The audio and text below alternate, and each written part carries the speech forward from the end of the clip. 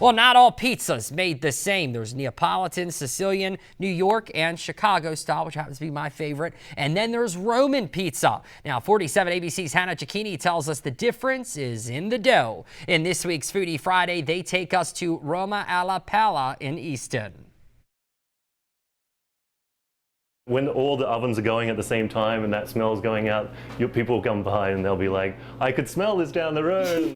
And what those customers are met with is classic Roman-style pizza. It starts with aging the dough, flour, water, yeast, salt, and olive oil for 3 days. It also allows for the crust to become super light and crusty on the outside and soft in the center. Which is what gives you that nice bite to it. Exactly, when you sink your teeth in. And that's what high hydration, why everyone's going for it. The sixth ingredient, which people don't talk about, is time.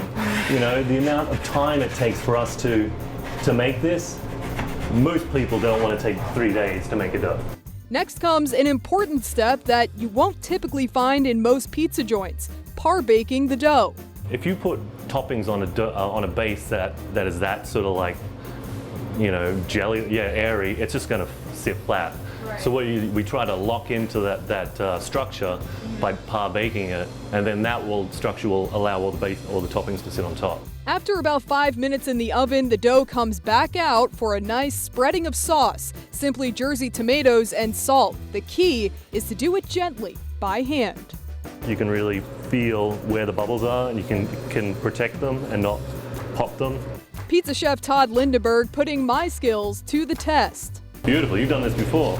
No, I'm just from New Jersey. Oh, right. It just is in your DNA. It's in my blood. The cheese is fresh grated daily and graces the pie in 2 different forms: low moisture skim mozzarella for the base and generous pulls of fresh mozzarella topped with basil leaves. There is a painting that goes on every time. You know, you want a person to open up the box and be like, wow. And wowed. Oh, wow. We were.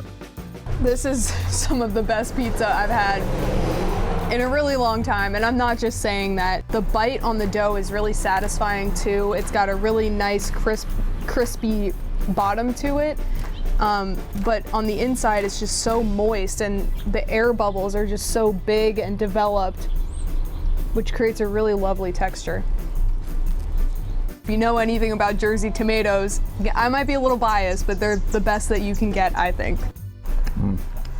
Right away, it's got a good crisp on the bottom. That cheese is perfectly melty, but really not like there's almost no oil in there. It's just so nicely hydrated. And if you've ever wanted to eat like true Italians without leaving Delmarva, Foodie Photog Mike says this is the place to be.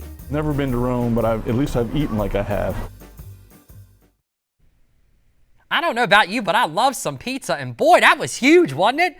Hannah says the crust comes thick and thin, so the experience will be much different depending on that choice. But if you go, tell them that you saw them on Foodie Friday. And if you have any suggestions for Hannah and Mike, just send it to us at newsroom@47abc.com.